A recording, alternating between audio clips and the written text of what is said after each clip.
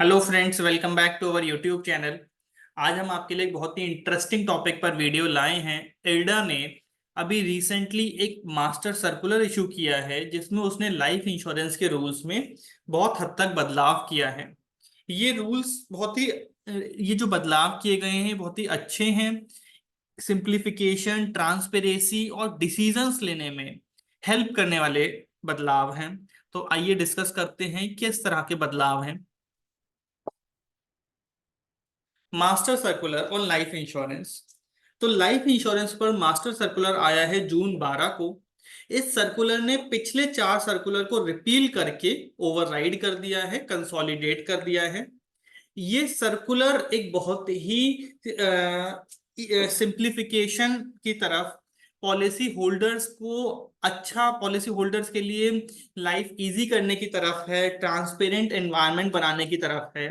तो क्या बड़े बड़े चेंजेस किए गए हैं इस सर्कुलर में, आइए समझते हैं। सबसे पहला चेंज है सिंप्लीफिकेशन एंड ट्रांसपेरेंसी। एक नया कॉन्सेप्ट लाया, customer information sheet. Customer information sheet क्या है? Which provides policy related information in simple and easily understandable language, जिसमें बताया जाएगा पॉलिसी के benefits, terms, conditions, so that policy holder can find a snapshot of the policy in one place. Policy holders policy के बारे में एक ही जगह पर जान पाएंगे।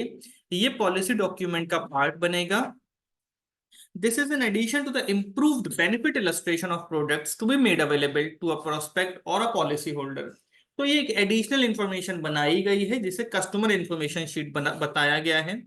दूसरा है सरेंडर वैल्यू, बढ़ा दी गई है पॉलिसी होल्डर्स के लिए। तो ये सर्कुलर के थ्रू स्पेशल सरेंडर वैल्यू का कॉन्सेप्ट लाया गया है। सरेंडर वैल्यू जो कि 1 साल के बाद पॉलिसी सरेंडर करते हैं तो मिलती है, उसकी वैल्यू में बदलाव किया गया है, उस वैल्यू को बढ़ाने की कोशिश की गई है।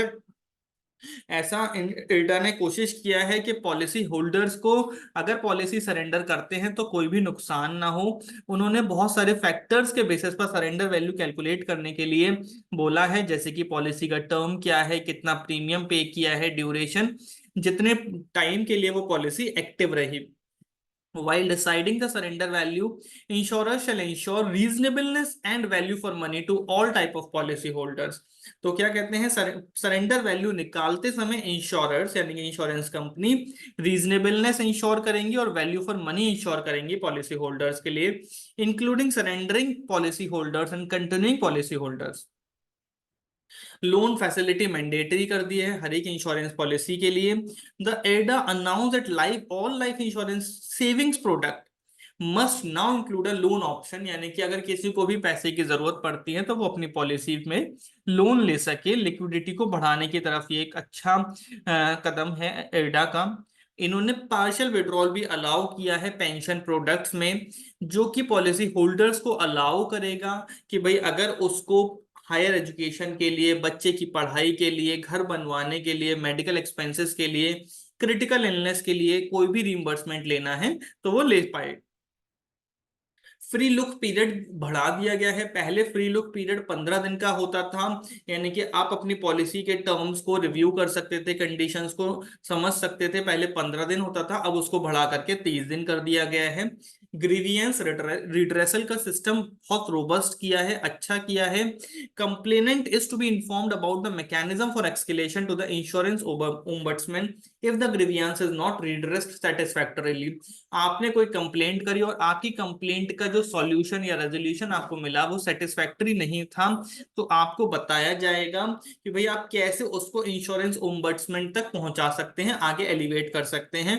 In case the insurer does not appeal against the award decided by the insurance ombudsman and does not implement the same within 30 days, a penalty of 5,000 per day shall be payable to the complainant। यानी कि आपने कोई complaint की, उस पर insurance ombudsman ने कोई decision दिया, आप उस डिसीजन से सेटिस्फाइड है लेकिन इंश्योरेंस कंपनी सेटिस्फाइड है और वो उसको इंप्लीमेंट नहीं कर रही, यानी कि वो या तो सेटिस्फाइड नहीं है तो वो आगे अपील कर दे, वो अपील भी नहीं कर रही और उसको इंप्लीमेंट भी नहीं कर रही 30 दिन के अंदर अंदर, तो उसके ऊपर 5,000 रुपए पर डे की पेनल्टी लगेगी। और वो 5,000 रुपए पर डे की जो पेनल्टी होगी वो कंप्लेनेंट जिसने कंप्लेंट की है उससे पैसे मिलेंगे। गवर्नेंस बढ़ाने की कोशिश की गई है। Changes made to improve persistency, curb mis selling, यानी कि इंश्योरेंस में जनरली मिस सेलिंग होने का डाउट रहता है कि भाई गलत पॉलिसी बेच दी।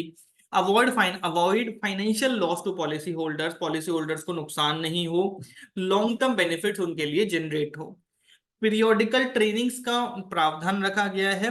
इंटरमीडिएटरीज के लिए, इंटरमीडिएटरीज कौन होते हैं? एजेंट्स जो आपको पॉलिसी बेचते हैं। डिस्ट्रीब्यूशन चैनल के लिए, एम्प्लॉयज के लिए, इंश्योरर्स के किस चीज पर? प्रोडक्ट पर, पॉलिसी सर्विसिंग पर, चेंजेस इन रेगुलेशंस पर उनको टाइम टू टाइम ट्रेनिंग दी जाएगी, जिससे कि वो आगे फर्दर जो लोग इंश्योरेंस करा रहे हैं उनको अवेयर करा सकें, अच्छे से बता सकें प्रोसेस के बारे में।